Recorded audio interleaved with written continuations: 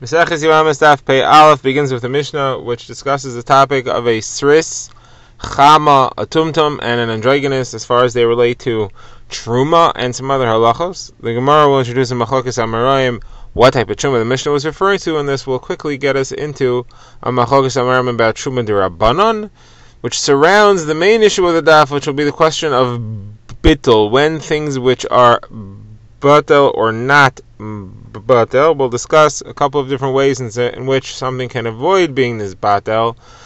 Primarily, we'll talk about a davar chashav, something which is too significant to be batel, and other things are min bimino, which we'll touch on briefly, and some other concepts as well in bittul. So let's begin. The Mishnah discusses first halach of a sris chama, that is somebody who is born who will never be able to have a child because he never reaches physical maturity.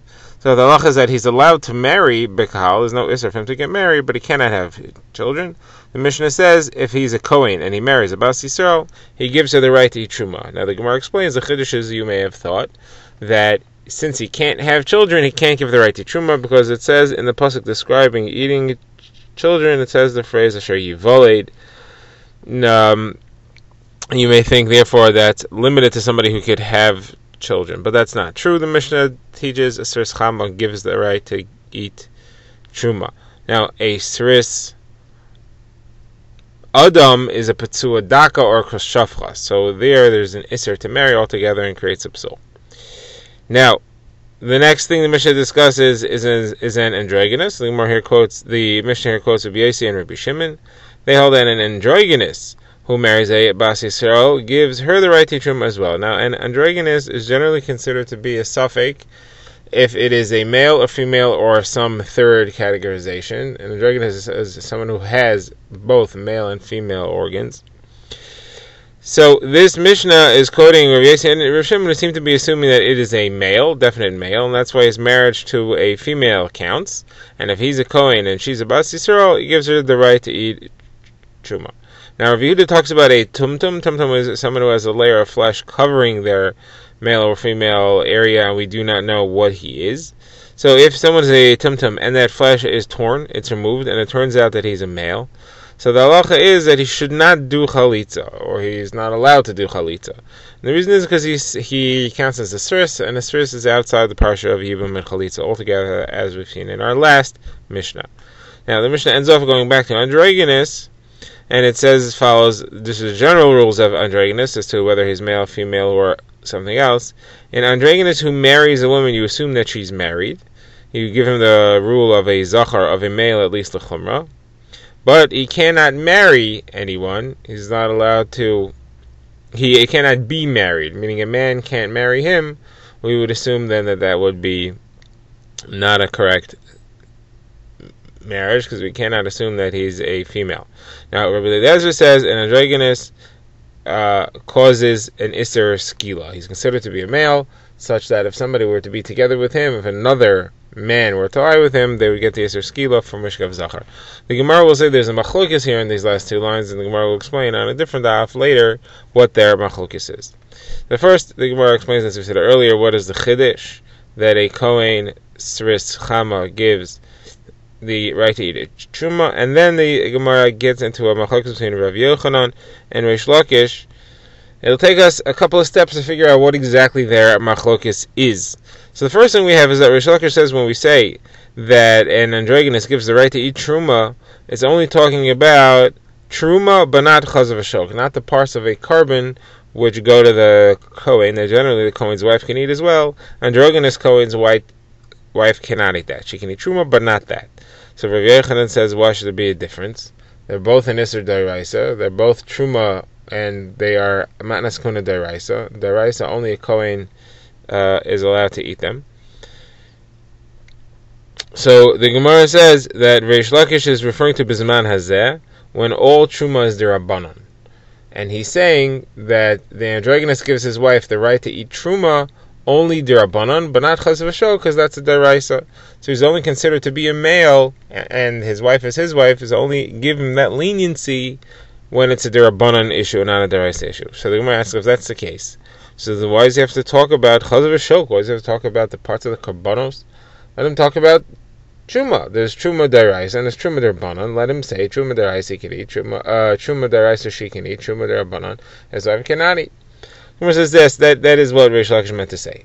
He meant to say, when he said chaz v'shok, he didn't mean the actual chaz v'shok, he meant the time when there is chaz v'shok, referring to the time when the Beis Hamikdash stood. And he was saying the following thing. He was saying, when the Mishnah says that the wife of an androgynous can eat truma, it's talking in our days when the only truma available is truma d'Rabbanan. All truma today is truma d'Rabbanan. However, in the days of the Beis Hamikdash, when there was truma d'Oraisa around as well as truma d'Rabbanan, Rashi explains grain is truma d'Oraisa, fruits are truma d'Rabbanan, even in the times of the Beis Hamikdash. So at that time, we did not allow the androgynous wife to eat even truma d'Rabbanan. Xer that she may end up eating truma d'Oraisa, and we do not paskin that she's allowed to eat truma d'Oraisa. Therefore, she can't even eat truma d'Rabbanan during those times. When he said chaz v'shok, he meant that when there's the times that chaz v'shok is around, she cannot eat truma. The only time that our Mishnah is speaking is bizman hazeh, when there is no truma d'Oraisa available at all. So now the Gemara gets into the question of, is there really no truma d'Oraisa around bizman hazeh? So the Gemara says that Rav Yochanan says that no, in our days there's also truma d'Oraisa. Truma today on things which are d'Oraisa at the time of the Beis Hamikdash are still d'Oraisa now. It's not true that it's only d'Rabbanan when the Beis Hamikdash is not around. And the Gemara gets into this machlokes, and the Gemara shows that the machlokes is based over the proper text of a Mishnah discussing the opinion of Rabbi Yehuda and Hilchos Bittul. Where do you see that? So the Gemara introduces the concept of Bittul, and the Gemara will get into this machlokes more deeply. The halacha generally is that truma is batal in 100, and you have to take one out. So if you have, let's say, one cake of figs that's mixed into 100 other cakes of figs, so if you hold that there is bittul there, truma is batal in 100. You don't have to worry about the one that's mixed in. It's batal, it no longer has hilchos truma, but you do have to take one out and give it to the kohen keneged what he deserves. So that's if you hold that there is bittul. The question is there bittul on something chashav, something significant, like a cake of figs, which is a significant item? So there's a couple of different levels of understanding the chashivos of something and how important it could be in order to take away the din of bittul. Generally we say something gets mixed in with other things, it's confused, you don't know which one it is. If you have enough of them, it's batal, you don't have to worry about it. Something which is chashav may not be batal. So we have a Mishnah that discusses a couple of different levels of machlokes and of chashivas here. So the highest level of chashivas is a list of 6 or 7 items, which everybody agrees is batal because it's the very chashav version of these things. So the list is brought by the Chachamim. That's a list of 6. Rabbi Kiva adds a 7th. The 6 things are the walnuts of perech, the rimonim of vadan, closed barrels of wine, stalks of beets, stalks of cabbage, and Greek pumpkins. Those are 6 of a very special, large, chashav versions of their type. Rabbi Kiva adds a loaf of bread baked by a individual at home. So all these, if they're arla, they're not batal in arla. They're not batal in other fruits. Arla generally is batal in 200. These are not batal. If they're kelayim, they're not batal. That's also generally a batal in 200. These are not batal. Now, that's according to the Chachamim and Rabbi Kiva. Now, Rabbi Meir disagrees, and he says there's a larger category of things that have this status of being chashiv, and that's anything which is sold by number. You don't round it off, you don't weigh them, you don't sell it in a group, you sell individually, you count. So the phraseology of Rabbi Meir is questionable. When he says things which are generally counted, what words do he use? According to Rav Yochanan and Reish Lakish, there's a difference what he uses, and that creates the difference as to how many things are included. So Reish Lakish says his words are kol shedarkei limnois, anything which is ever counted. So any type of thing which is sometimes sold by counting, it's sold by number, by individual number, that's significant, and therefore that has chashivas. Example of that would be slices of meat, or pressed cakes of figs, which are of dried figs, which are sold one at a time or by a number. Now, Rav Yochanan says it's only es shadarka limnos. It's only something which its way is always to be sold by number. That's things which are always sold by numbers. The difference between the two opinions is, what if you have something which is sometimes sold by number and sometimes sold as a bunch? So according to Reish Lakish, that's not batal. According to Rav Yochanan, it is batal. And that's this machlokes over here in this Mishnah. How do you read that? And the Mishnah itself was discussing kelayim. It was discussing if you have fruits which would become kelayim and they get mixed in with others. So Rabbi Meir says they're usually not going to be batal because they're significant and therefore they have to be burned like all kelayim. And the Chachamim say they can be batal unless they're one of those 6 or 7 special items. So now let's get back to our sugi here. So we have a machlokes, what's batal, what's not batal. So since Reish Lakish learns most things, it seems, are going to be batal because of their chashivas. So Reish Lakish has a problem because he has a brisa that lists the cake of pressed figs, and it says that a cake of pressed figs is batal, and it's referring to truma, and it is batal. Problem is, according to Reish Lakish, it should be not batal because it's chashav. He holds, we say kol shadarka limnois, and it includes things which are sometimes counted.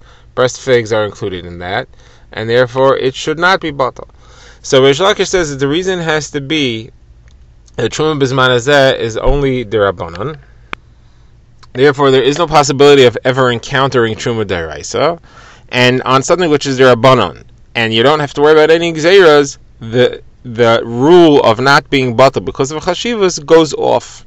That's only a halacha for things which are isuri d'oraisa. Truma is not aser b'zman hazeh; it's only d'rabanan, and therefore we're not worried about the fact that it's chashivas, and we take off that halacha, and that's why this thing is not a problem, and it is batel. However, if truma would be b'zman hazeh d'oraisa, so even though truma figs is only d'rabanan because it's fruits, I would not allow you to say that it's not batel because it's only d'rabanan, because it would make gzeira that you'll come to confuse it with other things which are d'oraisa. So therefore, Reish Lakish is saying, since I hold, and the way I understand the Mishnah, the way I was taught the Mishnah, is that if d'oraisa truma would exist in the world, we would say that truma is not batal if it's chashav, and have a Mishnah that says that truma is batal, even truma d'rabanan is batal. Obviously, truma, all existing truma today is only d'rabanan, and I don't have to worry about that chashivas. So that proves my opinion that truma today is only d'rabanan. Now Rav Yochanan disagrees. And Rav Yochanan says no, truma today is d'oraisa. You have the question of Reish Lakish. If so, then you should not allow it to be batal if it's a davar chashav, because d'oraisas are not batal, and you'll confuse it with truma d'oraisa. So Rav Yochanan says even truma d'oraisa is batal.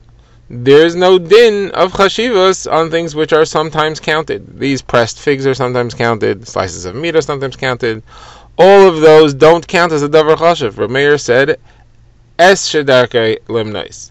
Only the things which are always sold by number are counted. Those are the things that are not batal. However, truma, pressed figs, all these things, you can confuse it with the d'oraisa. I don't care. The d'oraisa is batal also. The d'oraisa is batal. The d'rabanan is batal. There's nothing to confuse, and therefore there's no gzeira to make. And that's why I can hold comfortably that truma b'zman hazeh is d'oraisa, and I don't have any problem with this halacha. Now, Rav Yochanan says he has a brisa that supports him.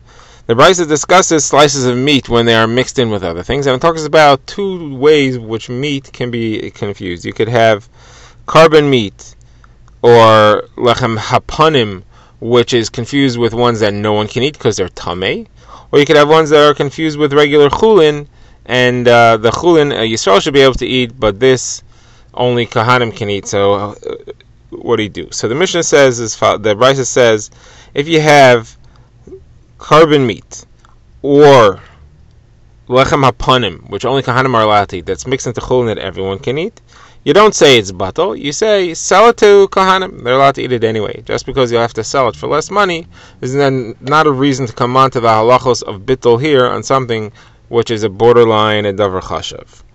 Now, there's a machlokas though between the Tanna Kama and Rabbi Yehuda in a case where it gets mixed into something that is tamei, and therefore if you don't have bittul, you're going to have to throw it out, and you'll be destroying a kachim, getting rid of it, throwing it in the trash. So, what are the opinions there? So the Brisa says if you have a piece of chatas meat, which is tamei, that mixed into lots of piece of chatas meat, which is tahar, or if you have a slice of lechem apanim that's mixed into 100 loaves of lechem apanim or slices of lechem apanim, and the one that's mixed in is tamei and the other ones are tahar, so Rabbi Yehuda says it is batal. The Tanna Kama says it is batal, and Rabbi Yehuda says it's not batal. So the Tanna Kama is the Chachamim, they're the Rabbim, and they say that it is batal. So that supports Rabbi Yechanan that you don't have a din of chashivas here. If you had a din of chashivas, then these things should not be batal. Why is it that they are batal? Obviously, Rabbi Yechanan is correct, and there's a din of there is no din of chashivas on something which is just a slice. It's not always sold by counting the number.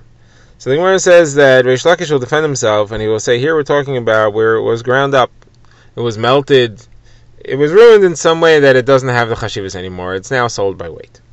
So the Gemara says, if that's true, so then how come Rabbi Yehuda would say that it's not batal? Well, what could possibly be the logic of that? So Gemara says Rabbi Yehuda has a different concept, and that's min b'minai. In all these, the thing is mixed into something that is the same type of thing. It's different halacha, but it's the same type. It's meat in meat, carbon meat in carbon meat. It is lechem in lechem. Taste is the same, the object is the same, they just have a different halacha. Rabbi Yehuda holds a situation like that, there's no bittul at all, and that's why he says here it's not batal.